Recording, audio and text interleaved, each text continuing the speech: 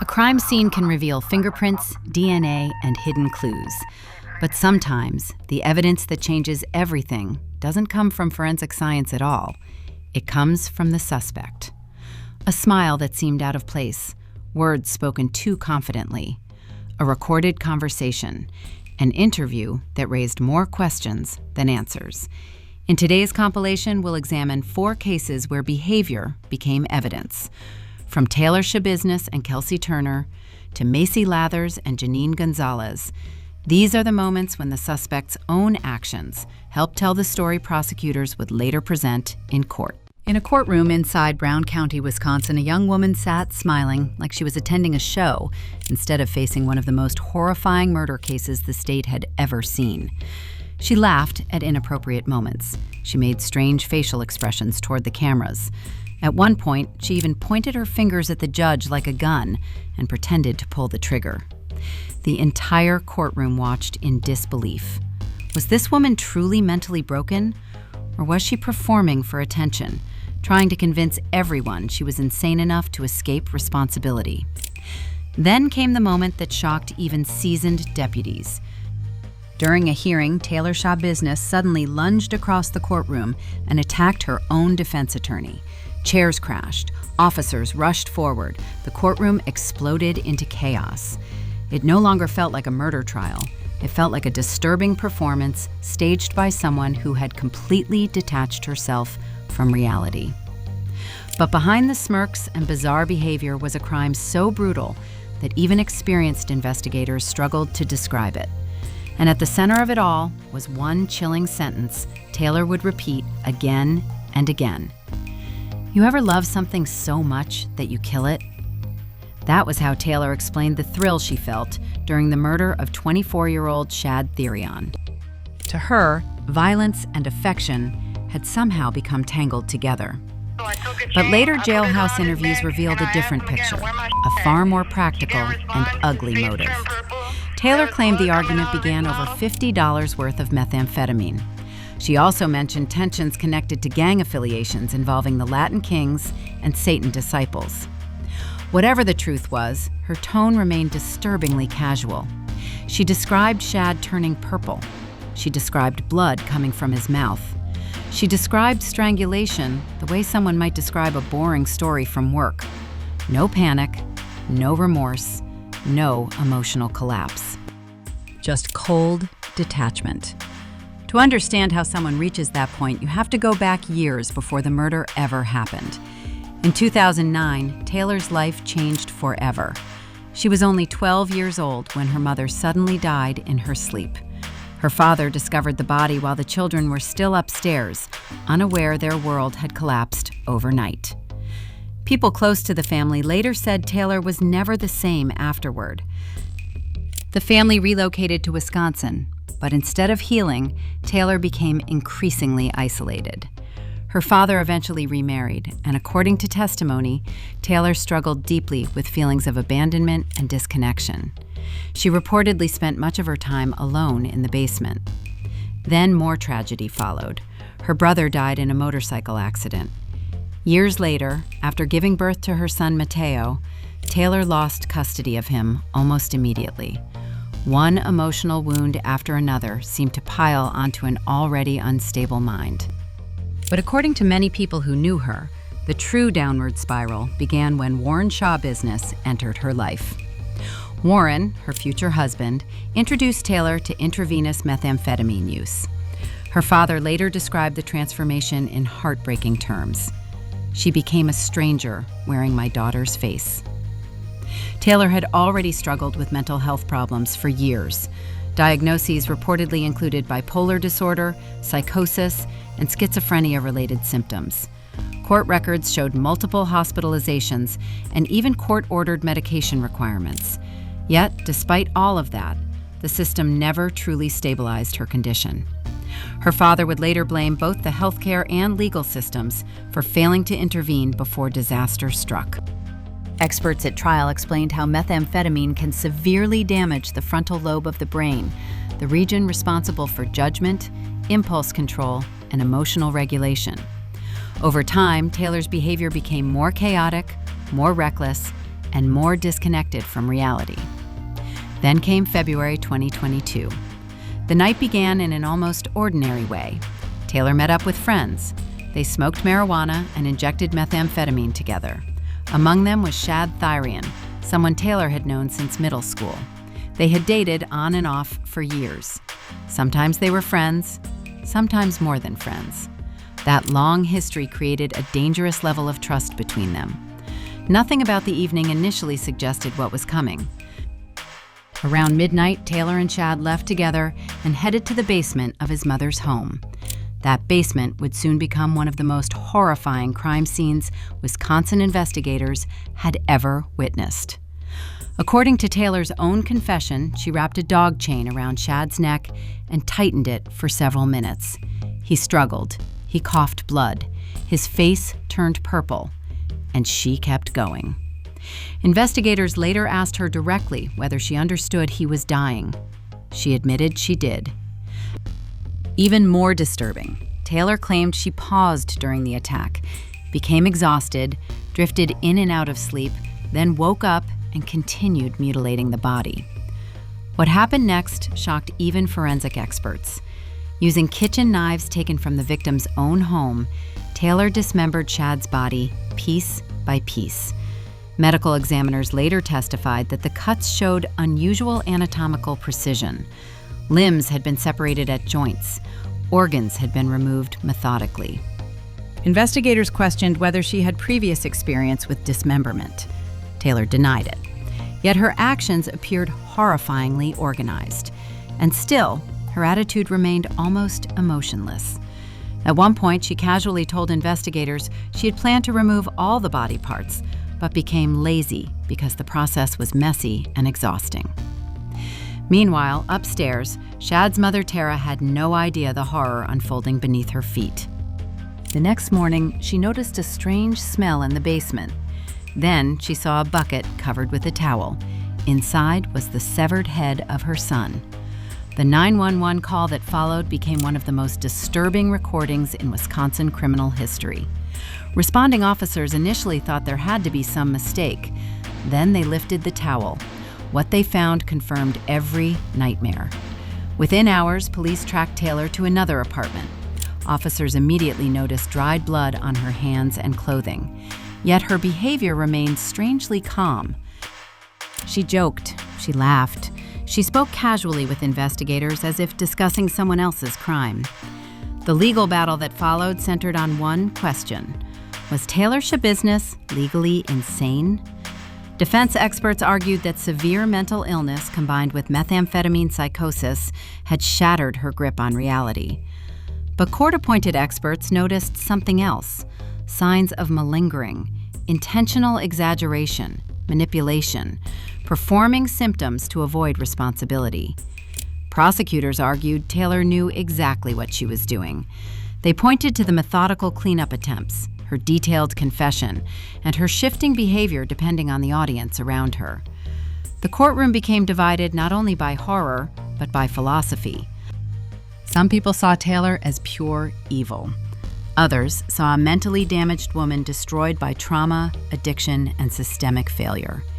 Even Shad's own family reflected that divide. One of his relatives compared Taylor to Jeffrey Dahmer and condemned her as a monster who should never walk free again. But then Shad's father, Michael Thyrian, stunned the courtroom. Instead of speaking with hatred, he spoke about forgiveness. He acknowledged the unimaginable pain caused by the murder, yet said he hoped Taylor might someday find enough healing to re-enter society as a better person. Many people could barely believe what they were hearing. In the end, however, the verdict was clear. Taylor Schabusiness was found legally sane and guilty of first-degree intentional homicide, mutilating a corpse, and sexual assault. Judge Thomas Walsh later described the crime as an offense against human dignity itself. He said there were barely words strong enough to capture the horror of what had happened. The sentence was life in prison without parole. As it was read aloud, Taylor sat nearly expressionless. No tears, no visible regret, only silence. But perhaps the most disturbing part of this case is not just the violence itself. It is what Taylor Schabusiness represents. A warning about what can happen when unresolved trauma collides with severe addiction, untreated mental illness, and a complete loss of accountability. Some people commit crimes in desperation. Others commit crimes in rage. But Taylor seemed to turn violence into a performance. And that may be the most terrifying thing of all. The woman sitting in that courtroom did not look like someone facing the consequences of a brutal murder. She smiled. She checked her phone. She laughed with her attorneys.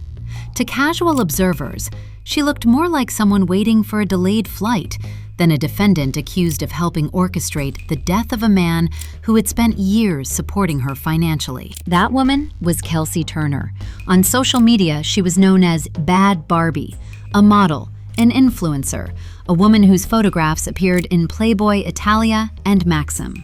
Her online image was built around beauty, glamour, and the promise of a luxurious lifestyle.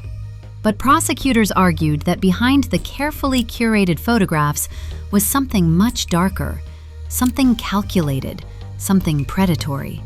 Because this was not simply a murder case, it was a story about manipulation, a story about trust being transformed into a weapon, and a story about a man whose kindness may have ultimately made him vulnerable to the very person he believed he was helping. The victim was Dr. Thomas Burchard.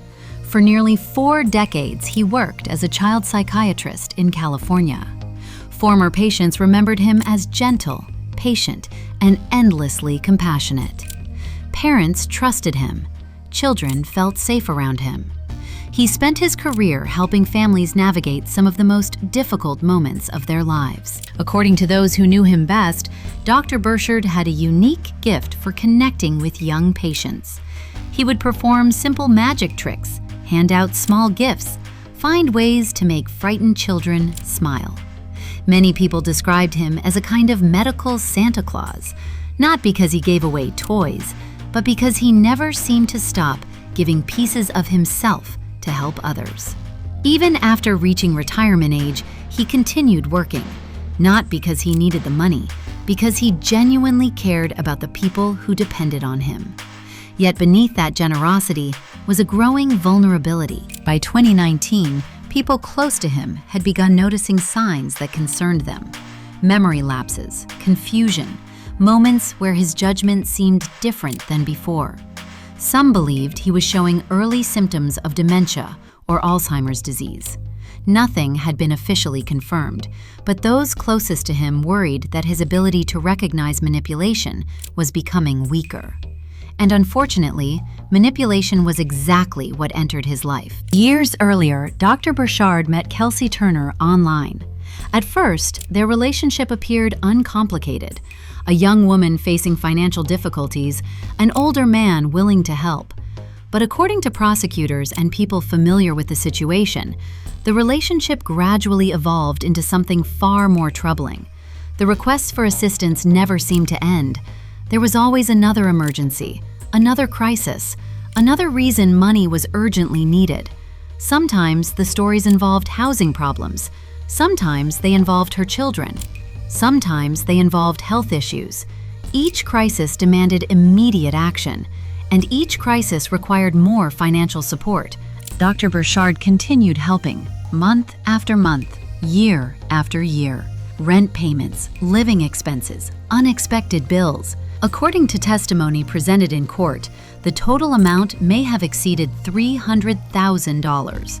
$300,000, an amount large enough to purchase a home in many parts of America. But instead, prosecutors argued, it helped finance a lifestyle built on dependence and manipulation. To understand why the situation eventually exploded, it is important to recognize what made Dr. Burchard different from many other victims of financial exploitation. He was not simply wealthy, he was compassionate.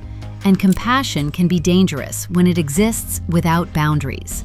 According to his longtime partner, Judy Earp, Dr. Burchard often helped women who were struggling. Women facing homelessness, women battling addiction, women experiencing financial hardship.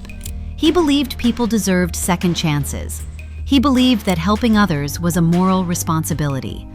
Unfortunately, Predators often recognize those qualities long before their victims recognize the danger. Prosecutors later argued that Turner understood exactly how to keep that support flowing. Every crisis reinforced her importance. Every emergency created urgency. Every request strengthened the emotional leverage she held over him. And when sympathy stopped working, investigators believed the tactics became even more aggressive. By early 2019, Dr. Burchard had reportedly grown suspicious. Questions were emerging. Explanations no longer made sense. The financial support seemed endless. For the first time, the foundation of the relationship was beginning to crack. And for someone who had allegedly become dependent on his money, that represented a serious threat. What happened next would transform a toxic relationship into a homicide investigation. Because when Dr. Burchard decided to look more closely at the life he had been funding, he unknowingly stepped into a trap from which he would never return. And according to prosecutors, the person waiting at the center of that trap was not merely a model. She was a predator who had spent years perfecting the art of turning kindness into opportunity. The fatal trip to Las Vegas was about to begin, and once it did, there would be no turning back. By early 2019, the relationship between Kelsey Turner and Dr. Thomas Burchard was beginning to unravel. For years, Burchard had provided financial support whenever Turner claimed she needed help. But something had changed. The stories no longer seemed believable. The emergencies never stopped. And according to people close to him, he was finally beginning to question whether he was being manipulated. That growing suspicion created a problem for Kelsey Turner. Because the moment a victim starts asking questions, a manipulator begins losing control. According to testimony later presented in court, Turner contacted Burchard shortly before his final trip to Las Vegas. She claimed she was struggling, she needed help, her child needed medication, money was running out. The situation sounded urgent, the kind of situation that would immediately trigger sympathy from someone like Dr. Burchard, so he agreed to come. What he did not realize was that this trip would become the final journey of his life. When Burchard arrived in Las Vegas, he entered an environment completely controlled by Turner. The house, the people around her, the information he received, everything placed him at a disadvantage. For a brief moment, however, something happened that changed the course of the entire case. One night, while riding in a vehicle with Turner, Burchard allowed her access to his phone. What happened next would become the spark that ignited the explosion. As Turner looked through the device, she discovered messages between Burchard and her mother. The conversations focused on concerns about her behavior, more specifically, concerns about her children. The messages suggested that family members were worried about the environment surrounding the children and whether intervention might eventually become necessary. For most people, discovering such conversations would be upsetting. For Turner, prosecutors argued, it was something much more dangerous. It threatened everything: her reputation, her control, her access to money. Most importantly, her ability to maintain power over the people around her. Witnesses later described an immediate transformation. The argument began in the vehicle and continued all the way back to the house. The atmosphere became increasingly hostile. Burchard reportedly tried to calm the situation, but the anger only intensified. Then the confrontation crossed a line from emotional manipulation into outright threats. According to testimony, Turner allegedly threatened to accuse Burchard of possessing child pornography. Think about the weight of that accusation. This was a respected child psychiatrist, a man who had spent nearly 40 years helping vulnerable children. One accusation alone could destroy his reputation forever. His career, his legacy, his relationships, everything. Whether the accusation was true no longer mattered. The damage would have been immediate. And prosecutors argued that Turner understood exactly how powerful such a threat could be. Witnesses described Burchard as confused and frightened. He reportedly kept repeating that he loved Kelsey and did not understand why she was treating him this way. Those words reveal something tragic. Even in that moment, he still viewed her as someone worth protecting. She no longer viewed him the same way. According to testimony from Diana Pena, the situation continued escalating inside the home. Realizing violence might be coming, Pena removed Turner's young son from the house and arranged for someone else to watch him. That decision may have prevented the child from witnessing what happened next. Inside the residence, tensions reached a breaking point. Burchard retreated into a bedroom. He closed the door. For a moment, it appeared he simply wanted to escape the confrontation, but the door would not protect him. Moments later, John Kennison came running toward the room carrying a baseball bat. According to witnesses, he kicked the door open. The frame splintered, the barrier disappeared, and the attack began. Pena later testified that she saw the bat raised into the air. Then she heard the impact. Then she heard Burchard crying. The violence had finally become physical. But according to prosecutors, the most disturbing aspect of the case was not who swung the bat, it was who, allegedly, directed what happened afterward. Because while Burchard sat injured and vulnerable, witnesses claimed Turner continued demanding action. At one point, according to testimony, she told Kennison to knock him out. Not help him, not call an ambulance, not stop the violence. Knock him out. Those words would later become central to the prosecution's theory that Turner was not merely present, she was participating. She was influencing decisions, and she was helping shape the outcome. The trap had finally closed. The man who had spent years helping her was now trapped inside a nightmare he could not escape. And before the night was over, prosecutors argued, Thomas Burchard would lose his life. She spent years building the perfect image online. Luxury restaurants, yacht parties, designer outfits, carefully edited photos under Miami sunsets. On Instagram, 24-year-old Macy Lathers looked like another young woman living the dream life so many people chase online. But on the morning of August 10, 2024, that glamorous illusion collapsed on a downtown Miami sidewalk. Not in a photo shoot, not at a nightclub, but beside twisted metal, shattered glass, and dying strangers. While police officers tried to pull victims from crushed vehicles, Macy Lathers lay on the pavement, screaming about crystals, the White House, aliens, and living inside a dome. Witnesses watched in disbelief as the same woman who carefully curated her online image appeared completely disconnected from reality. And yet the most disturbing part of this story was not the rambling, it was the choices that came before it. Because prosecutors would later argue this was never simply a tragic accident caused by drugs, it was the final result of a long chain of conscious decisions. At 6:45 that morning, Macy was driving a white Mercedes-Benz through downtown Miami. The speed limit on that road was 30 miles per hour. Her car was moving at 78. She blasted through a red light and slammed into multiple vehicles with catastrophic force. Inside one of those cars were Abraham Molina, his fiancée Juanita Hernandez, and their friend Jesus Rubio. They were simply driving to work. Within seconds, 2 men were dead. Jesus Rubio died at the scene. Abraham Molina later died at the hospital. Juanita survived with serious injuries. The violence of the crash turned what should have been an ordinary morning commute into a life-changing tragedy for several families. Cars were destroyed, lives were shattered, and the chaos left behind was impossible to ignore. But what shocked investigators and witnesses even more was what Macy did immediately after the collision. Surveillance footage later revealed her attempting to walk away from the scene. She did not move toward the injured victims or wait for law enforcement. Instead, witnesses said she appeared focused on leaving before police arrived. Several bystanders physically stopped her and forced her back.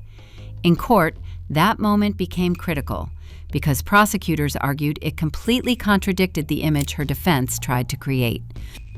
Her attorneys argued she was so impaired that she barely understood reality itself. that pointed to the body cam footage where she spoke incoherently about numerology, crystals, and strange conspiracies. But prosecutors focused on something else entirely.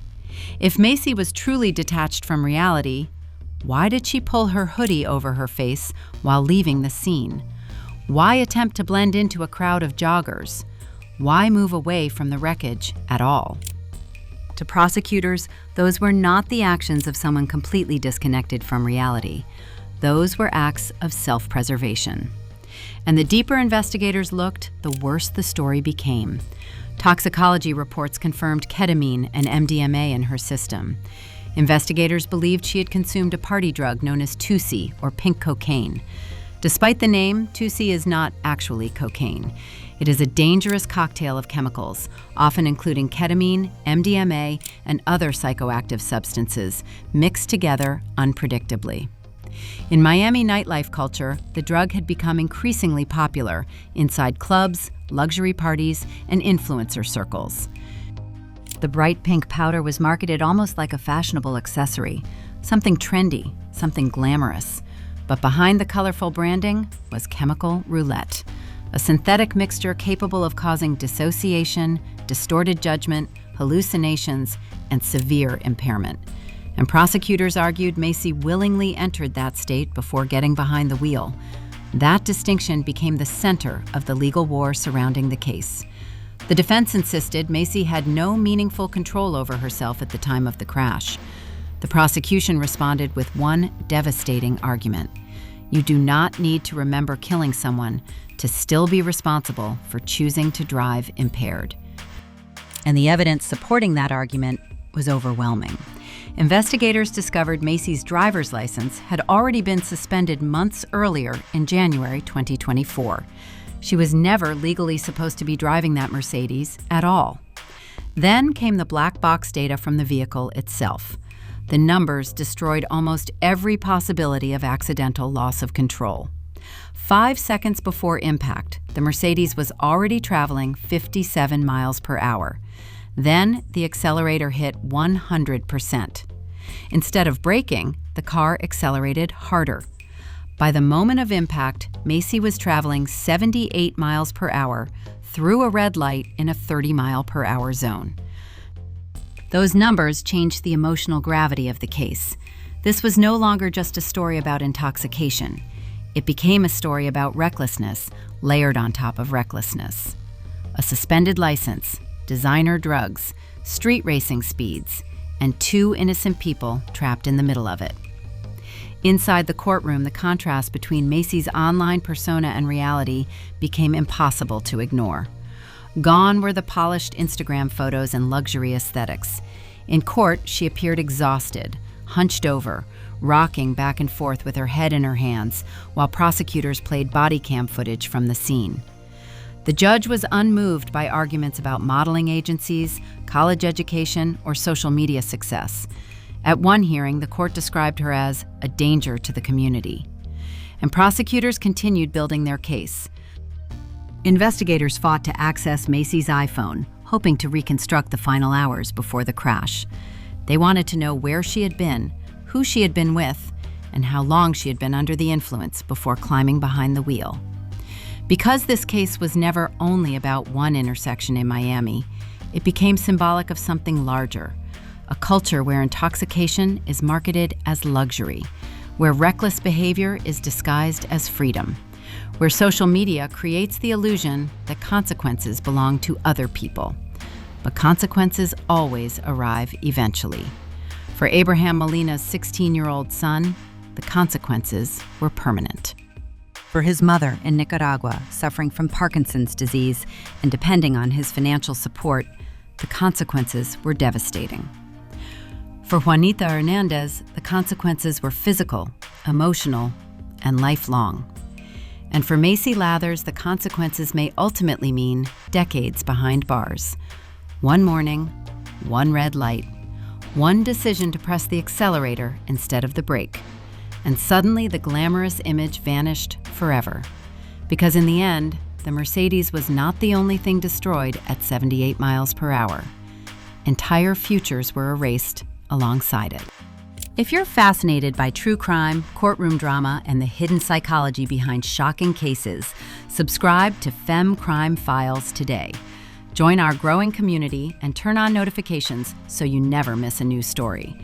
FemCrime Files, where every case reveals a deeper truth. There was something deeply unsettling about the way 17-year-old Janine Gonzalez behaved inside the interrogation room. She wasn't crying. She wasn't panicking. She wasn't asking whether the victim was alive. Instead, she smiled.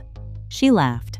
At moments, she even appeared to be entertaining herself, while detectives questioned her about an attack that had left a 30-year-old mother fighting for her life. To an outside observer, it almost looked as if Janine believed she was completely safe, and in a way, she did. Because long before prosecutors reviewed the evidence, long before a judge handed down a sentence, Janine had already convinced herself of a dangerous lie. She believed she was only an observer. She believed that holding a phone was different from holding responsibility. She believed that recording violence somehow placed her outside of it. But what Janine failed to understand was that modern crimes leave modern evidence. And sometimes the most devastating witness against a criminal is the criminal's own camera. This case is not simply about jealousy. It is not simply about murder. It is about a generation raised in a digital world where some people mistakenly believe that documenting an event is the same as being detached from it. Janine Gonzalez would eventually learn that lesson the hardest way possible, because the video she believed would protect her would ultimately become the evidence that destroyed her. The tragedy began with a young woman named Ashley Bocanegra. Ashley was 30 years old. She was a mother. Friends described her as hardworking, devoted to her children, and determined to build a better future. Like millions of people, she was navigating the complicated realities of relationships, work, and family, but she had no idea that her trust was about to be turned into a weapon against her. At the center of the story was Daniel Gonzalez. Daniel had been involved in a relationship with Ashley, while simultaneously maintaining a long-term relationship with his fiancée, Antonetta Stevens. When Antonetta discovered the affair, anger quickly transformed into obsession. But what happened next was not a spontaneous emotional reaction. It was a plan, a deliberate plan. While Daniel slept, Antonetta gained access to his phone. Instead of confronting Ashley directly, she used Daniel's identity. Messages were sent. Conversations were manipulated. Ashley was led to believe that Daniel urgently needed to see her. The messages appeared authentic because they came from the phone of someone she trusted. That trust became the trap. Ashley arrived at the apartment complex believing she was meeting someone she cared about.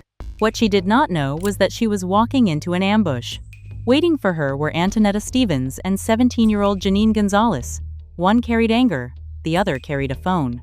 At first glance, the phone seems insignificant.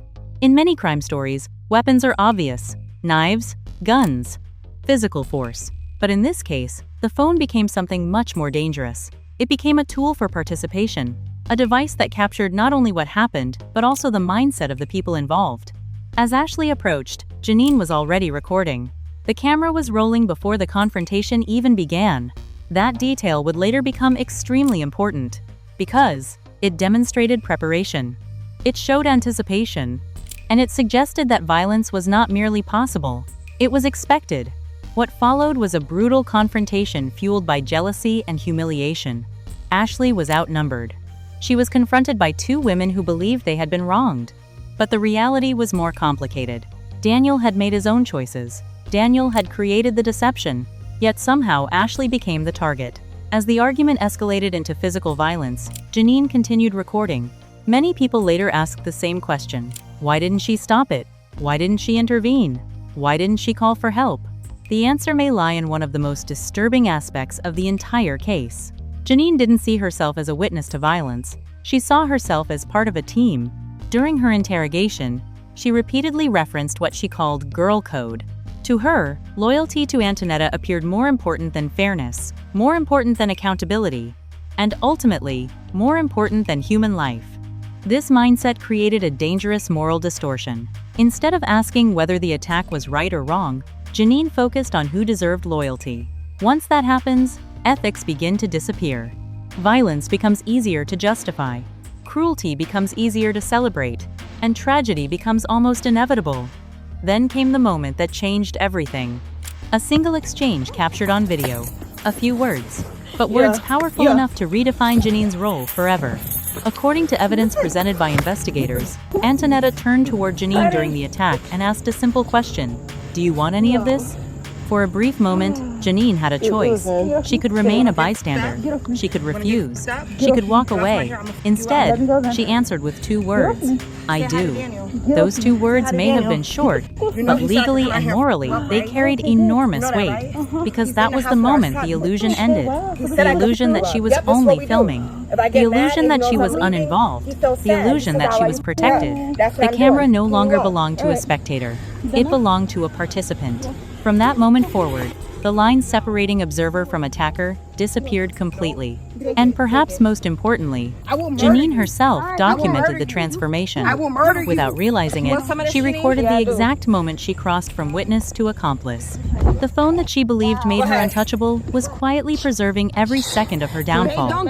And before the day was over, a young mother would be fighting for her life. A family would begin to collapse. And a 17-year-old girl would start walking toward a prison sentence she could not yet imagine. If the attack itself was shocking, what happened afterward was even more disturbing. Because while Ashley Bocanegra was fighting for her life in a hospital bed, Janine Gonzalez was sitting in an interrogation room acting as though she had merely witnessed an argument. She laughed. She joked. She spoke casually. There was no visible urgency in her voice.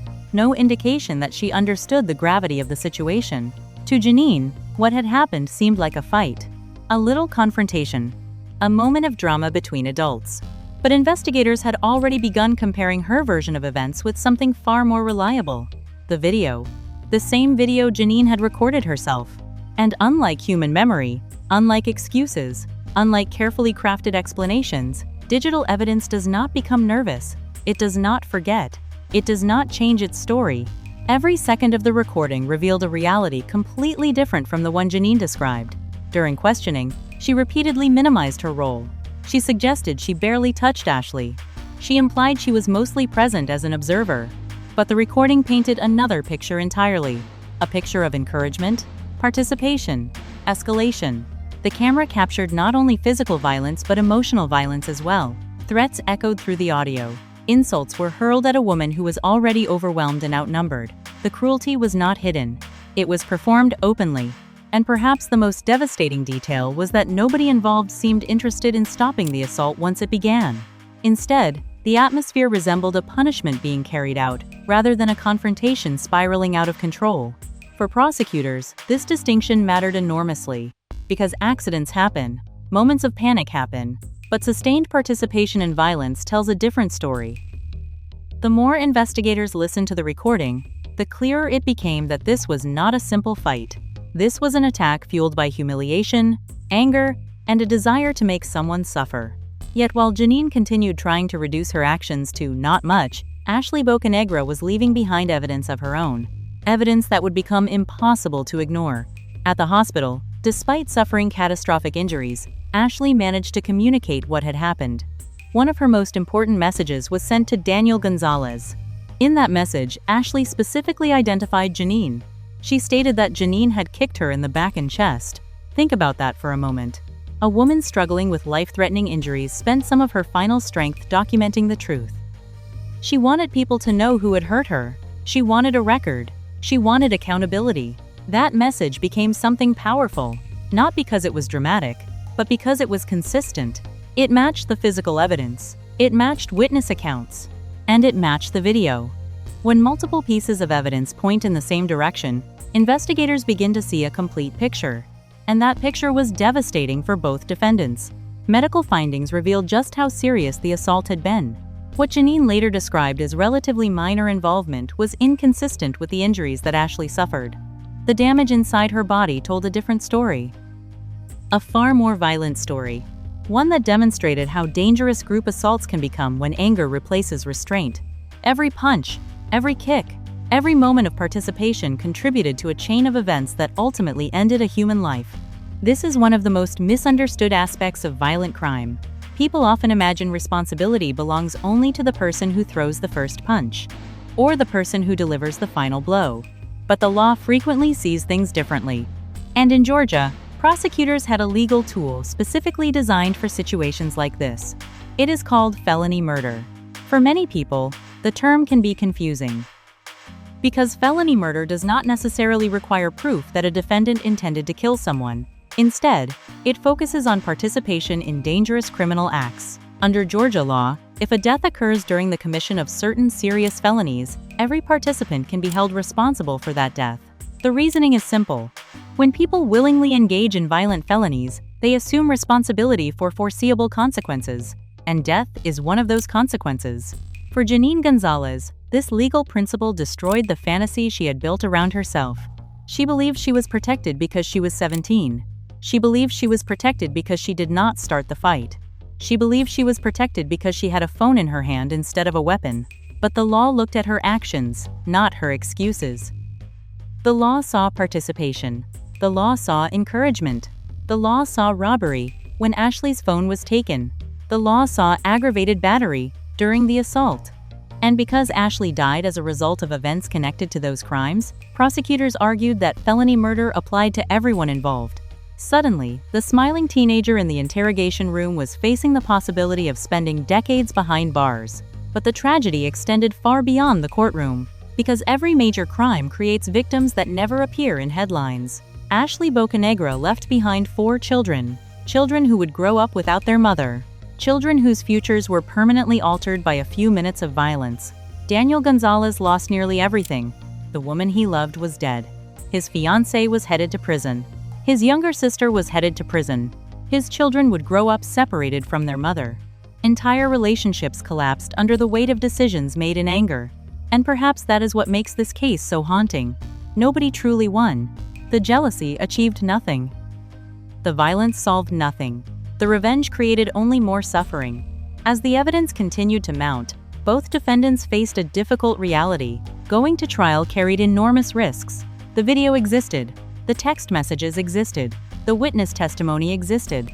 The medical evidence existed. The odds were not in their favor.